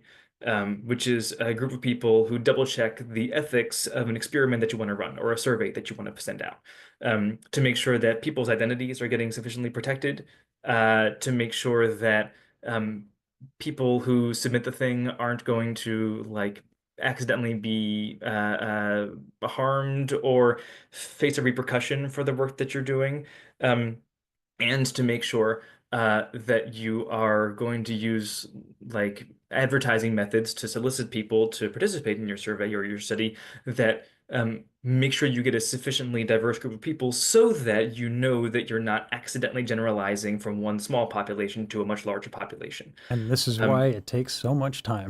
It's why it takes a lot of time. And the internal review boards they usually have a backlog of studies they need to look at. So you can do like some it's a whole long process. But finding somebody at an academic institution to help make the survey, a social scientist, a psychologist, or a psycholinguist, or also somebody in the medical field who works on health issues, because none of the health thing would be my department. Well, I say that it's not my specific like area of expertise. Right. And that's but I'm not trying to put you on the spot to answer. No, I understand. But what I mean is like you would be looking for somebody who has the expertise to be able to create the appropriate kind of survey that will get the right information to know about the specific parts of the anatomy that they might be looking at, or would have the tools to be able to look at the throat in order to look at these things. And finding that person who has the appropriate degree and has access to an IRB in order to like do the thing ethically takes some time. But if the community can do all of that, then that becomes a very interesting scientific study. Okay. Yeah. Luckily, one of the reasons I've been streaming a lot more on Twitch, but I decided YouTube today because transcripts. Oh, sure, yeah. So my favorite thing to do right now is to dump transcripts into ChatGPT, and so like I'll probably ask for this this moment to create Mhm. a list, and then I might run it by you just to make sure it gets it right. Yeah, absolutely. But Um, yeah, so no, this makes me understand and appreciate why it is you want to share these papers because they are labors of love. well, I mean, like really though, they are. that's that's true. That's definitely true. The reason why I want to share papers like beatboxing science papers is because I did the work that I did, usually in conjunction with beatboxers, or the work was informed a lot by beatboxers. But the beatboxers I worked with were just one or two people. And there's a whole community out there of beatboxers and artists. In my experience, artists often love science and the beatboxing community in terms of its pedagogy and its like artistic development could maybe benefit from knowing some of the science that was done in conjunction with some beatboxers. Um, I want to make sure that the word is out there in case anybody wants to use it. Um, I think there's going to be the beauty of this is that I'm not a scientist. I don't, you know, I have my undergrad, but it's a BA, mhm. and I really do. I almost wish they would teach the reading of scientific articles in high school, which might be challenging to get to that level in high school, but it seems like a prerequisite for modern day, almost, to be able to navigate academic literature in some capacity. Um, and that, like, for example, when your paper on beat rhyming, I kept coming back to like, here are some practical applications. Mhm. That's always my, like, this is why I studied more Estel, and this is why, like, I always joke, I learned everything that I learned about singing because I'm not talented. Like, I was like, it ain't working out, and I need to know why. So that's my story. And Mm. I think that when it comes to beatboxing, there are so many people who are not top tier competitors who've been doing it for 10 years and who feel the way I did about singing towards towards beatboxing. And so like it means a lot to come on here and try to suss out in these articles like immediate practical applications, of which there were many today in one Oh, right. article. So, you know, just the idea of you can replace this, here's one, and you know, I could even get into like, here's how this artist used the glottal, here's what a glottal is, and here's like, Mhm. this helps me make an educational video about singing and beatboxing Yeah. I, and lyricism and making it applicable. I really saw, I couldn't help but notice, because this is something that Vocoda brought up, and that I saw when you were on Google Scholar, that you have another article on the differences between a novice and an expert. oh, yes. Uh, can I talk about that right like now? I mean, Maybe I can talk about that another time. sure. I mean, yeah, it's been Uh, an hour and a half, so I do this all day. So I can tell you that so this was part of the first study that we did like that I the first study that I was part of as a scientist working with and on beatboxing was this MRI data. There's a beatboxer at Nimitz, NIMITZ. She collected this MRI data. She found the beatboxers and she collected the data and had them figure out what to beatbox. And then I came in afterward and said, "How can I help?" and helped to describe what was happening in the vocal tracts of the beatboxers. let's bring that up because you did want to bring this up, and this is the coolest thing on the internet for me. And as you look at my haircut, you can tell I know what cool is. Mhm. Um, I need a Uh, haircut. But it's phenomenal, and I hope whenever I put it in my videos, I make sure that I mention you by name oh, well, and great. the website. Let me Uh, get it up because I bring this thing up all the time. Oh, sorry. Do you have to well, go? while you're doing that, I wanna just say, we looked at five beatboxers. Like there's data from five beatboxers. The website you're pulling up has data from one of those beatboxers. And there are two beatboxers who are who we characterized as novices. They were doing fine beatboxing at the level of like you Boots and wouldn't Cats. probably make it to GBB finals. Yeah. But like, still I would say passable beatboxing, especially from my perspective.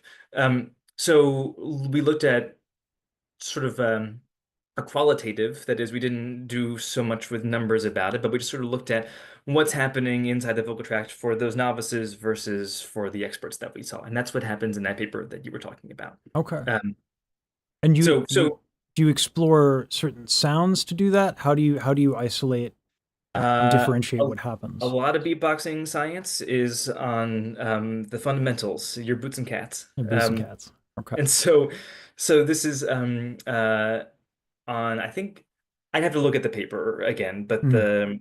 the we looked at kick drums and closed hi-hats and case snares and maybe a couple other sounds, and just I think, you know what? Wait for the next video. We'll talk more about what happened in the next video. You can show the Gotcha. MRI stuff now though, as like It's on screen. Yeah. okay, great. All right. Yeah. It's So so one of the things that I really wish that we could get like 4K MRI footage so that I could speculate on all kinds of things, because I'm looking at the vibration based one, yeah. and I want to know how much contraction of the area epiglottic muscles there are, Yeah. because Great question. Great question.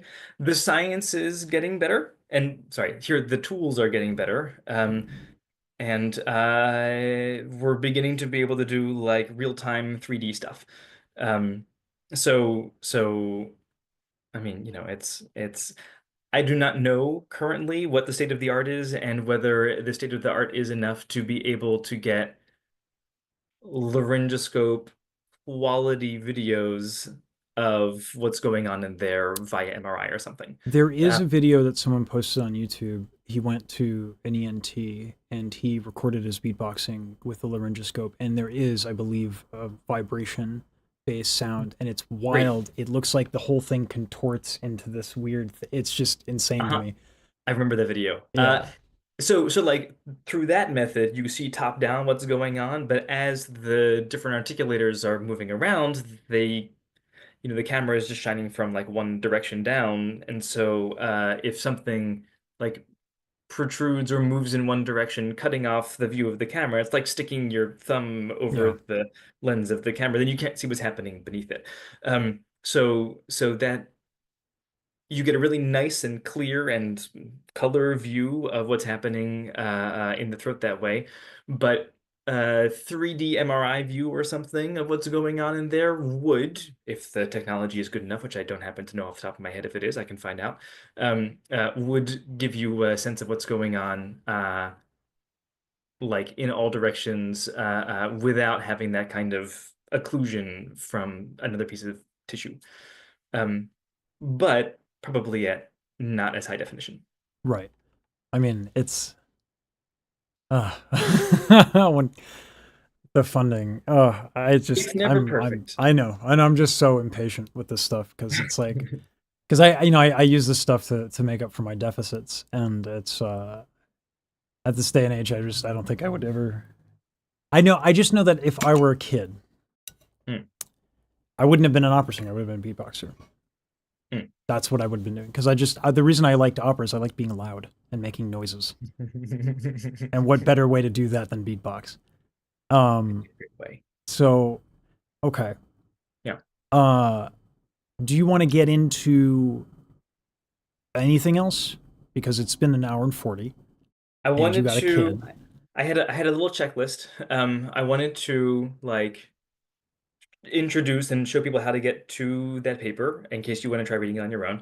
I wanted to give a summary of the very basics of the findings. I wanted to show like what you can it's a literacy perspective. What can you glean from the information around the paper about the paper quality and who was involved and that kind of thing.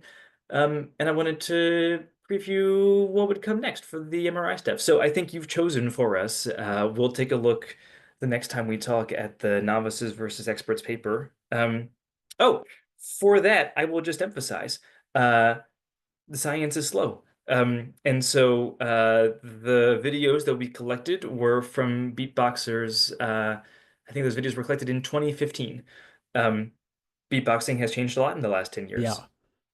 So there's modern questions that we have that cannot necessarily be addressed by existing scientific data, which Is is why how we it goes. I mean, that's it, that's why, like you said, you always follow the beatboxer.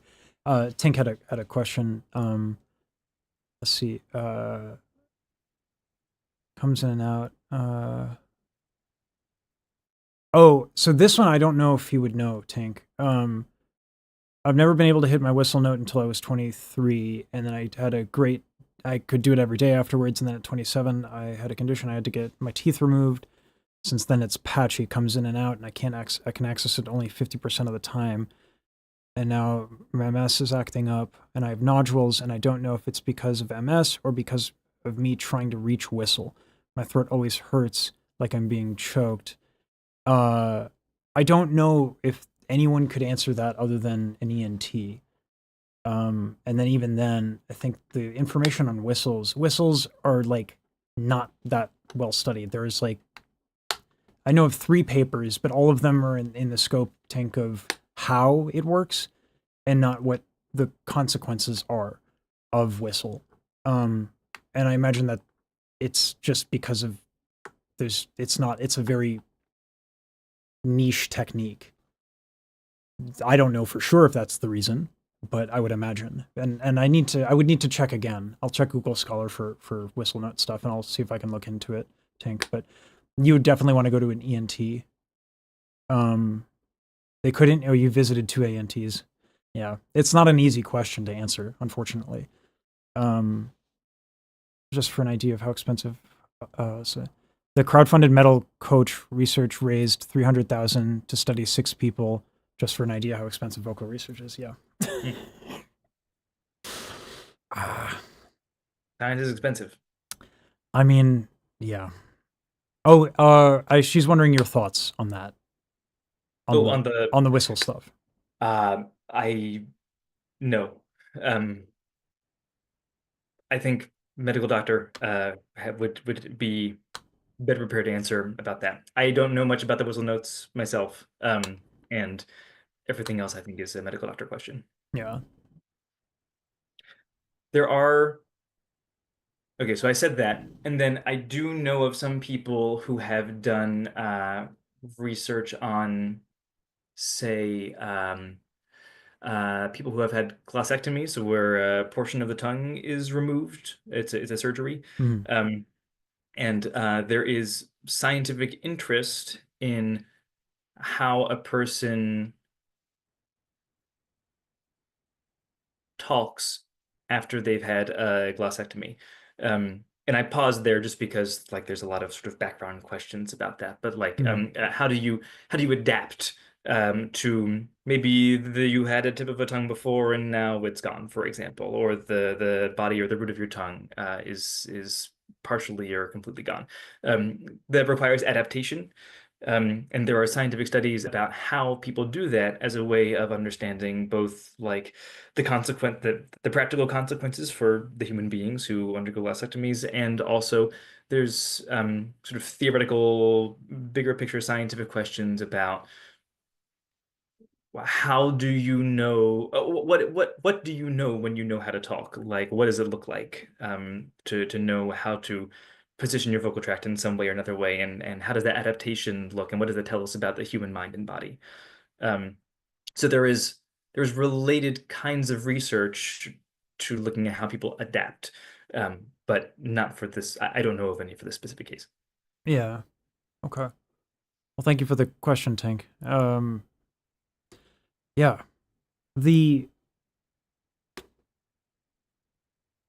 I always try to, and this is maybe a conversation for after the stream, but I figure why not show how the sausage is made. I came to you and I was like, here's this thing that's going on. Here's this controversy in the beatbox community. How can we use the knowledge we have to discuss this? And the answer, I think, that we're getting to is it's not a good fit because the science is not directly it has to be really truly dedicated to the thing.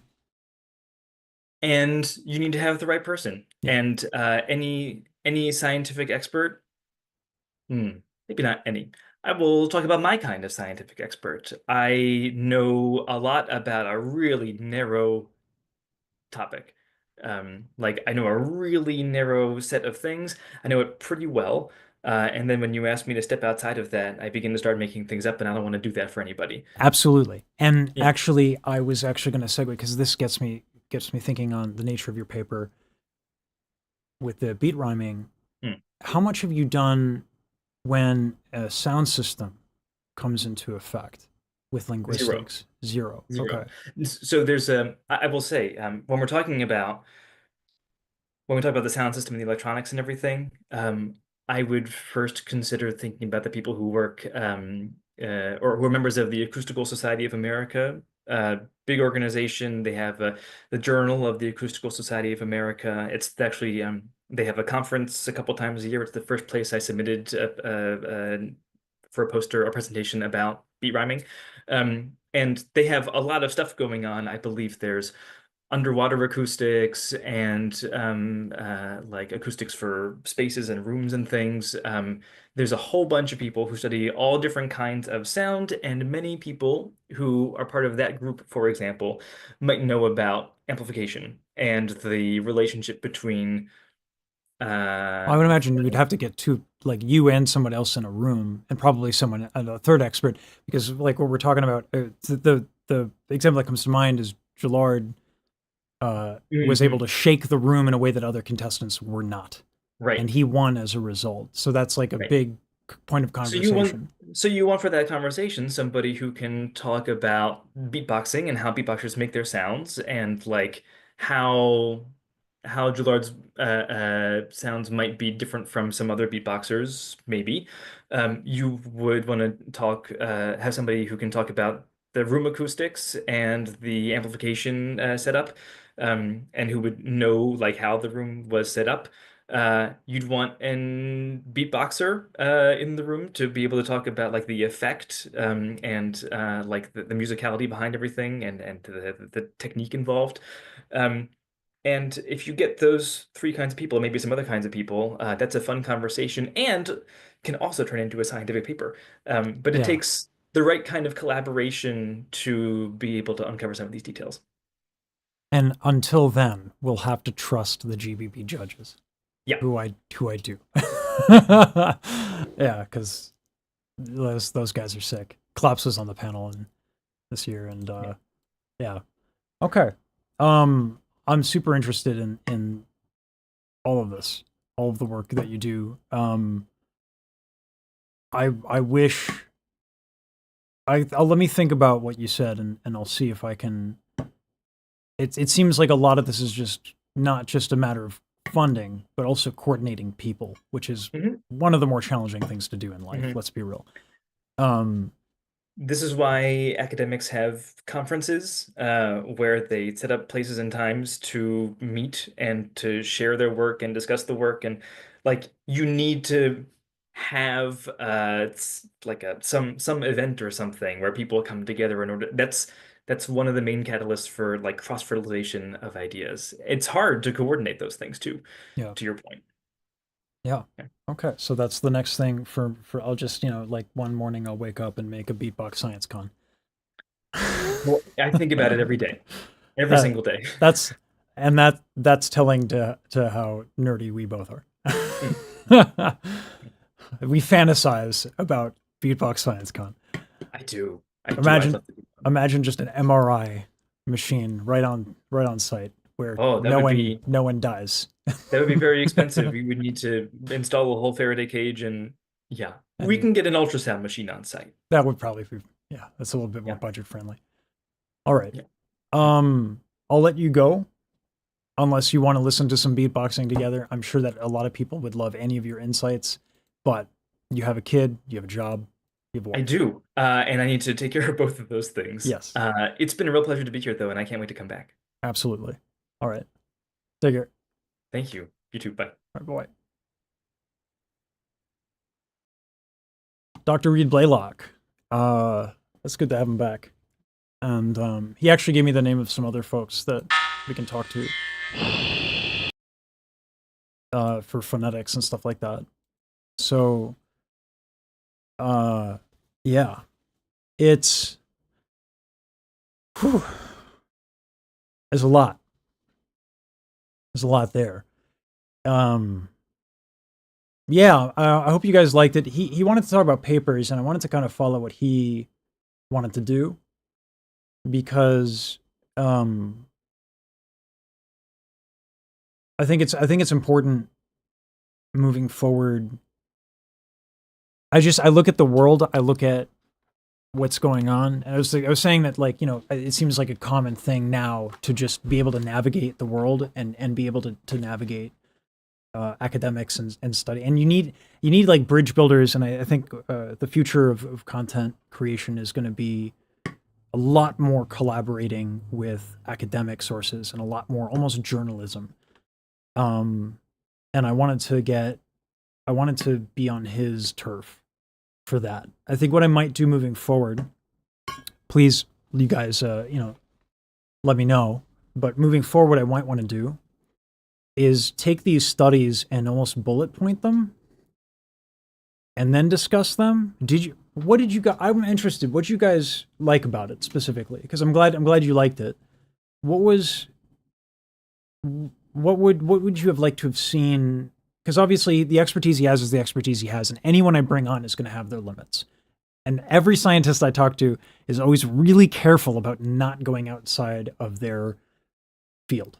So that like the medical questions, I can bring an ENT on. I think. Let me see if I can find an ENT first, but before I say that, but then same thing is going to happen, right? There's going to be so many questions that we have that are just not answerable. So I have to be able to walk that line. I will try to get as many of you guys' questions answered as possible by going to different sources.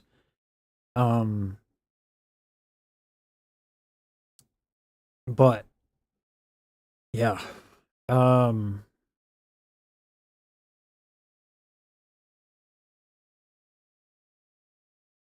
Yeah, I agree, Tink. I think it's important to understand, like, this helps me with a lot of lyricism. That was an immediate takeaway.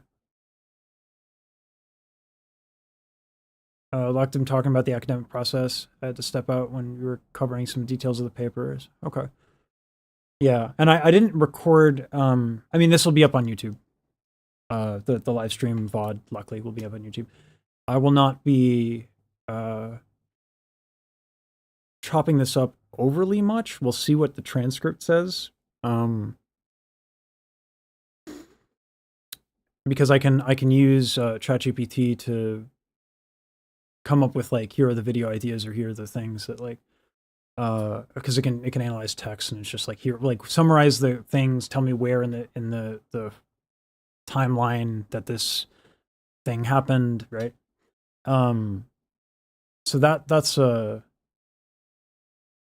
possibility, to chop it up that way. But it was interesting to hear him talk about the process, to talk about where it was. Yeah.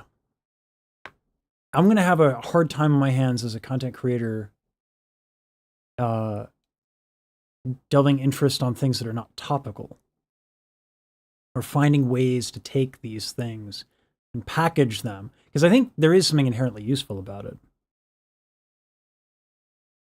And where it was coming from. Yeah, so the basics like that are something that I think I want to encourage him to talk more about, because the basics of how the sounds work is novel to people, and they like that. And it can help people with visuals. And so that might be more something that I do next time, is bring in more of the anatomy software, the Z anatomy software, so people have visuals. And we can talk more about the physics of it. and the fundamentals of that process. I'm glad you guys liked it.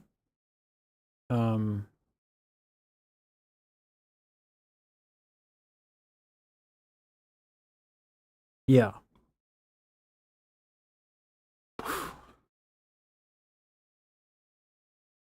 That is badass to me. that guy, like, man, I love me a fellow nerd. That's for sure. This was also a really sick performance that I had not seen before. This one from this one right here. Baby, got me, got me so high, like, got me so high, like, baby, got me, floating, floating so high,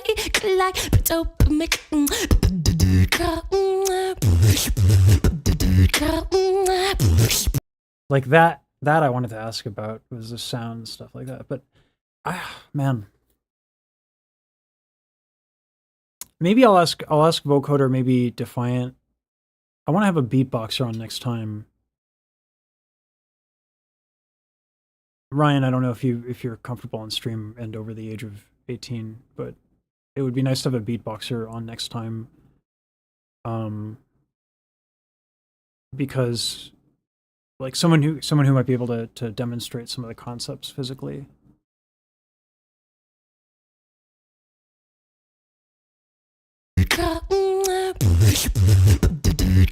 Yeah, that's Kayla's super sick. Yeah.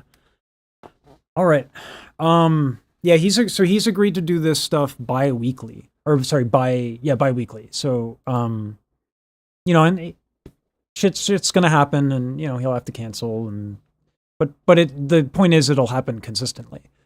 So I'm gonna try and get this to be the best content and most informative and practical for beatboxers looking to get more into the scientific process and to see where we're at, and to take these ideas and turn them into something and hopefully grow a relationship between doers and studiers that's a lot more tight-knit, because it's going to take that to push it over.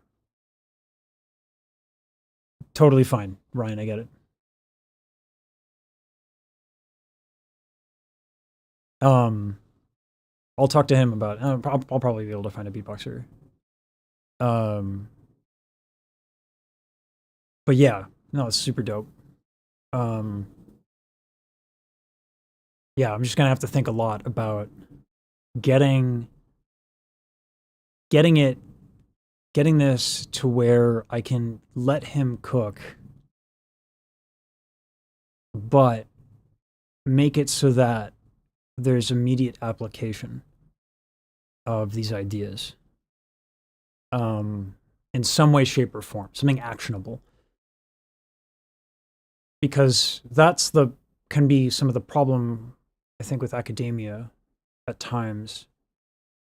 It's not their job to put it into action, right? But you need people to put it into action, but that's when it's useful, right? Like, and I think that using these concepts, like the beat rhyming, to navigate lyricism, that's incredibly useful.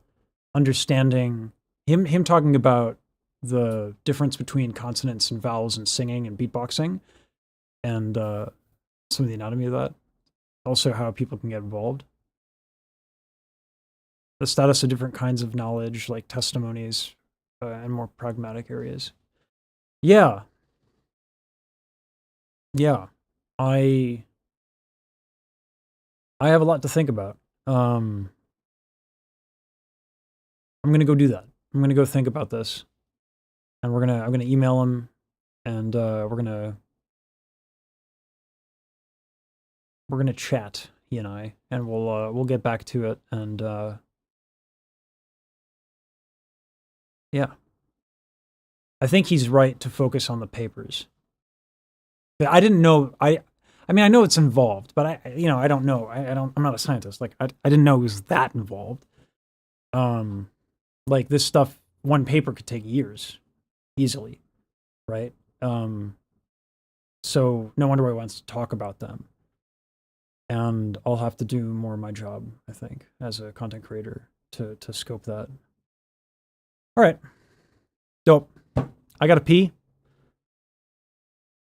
That's the part I liked the most, because as a singer, we have it to change words to be able to hit certain notes. Yeah, we have to do vowel modification. Yeah, and then to take the same concept, apply it rhythmically, I thought was fun. But I have to go to the bathroom, and I'm going to chop up this video and put it up, and we're going to put it up on Reddit. I wanted to see what we talked about before I put it up on Reddit, so. But now that'll be the case, so. Dope. I'll see you guys.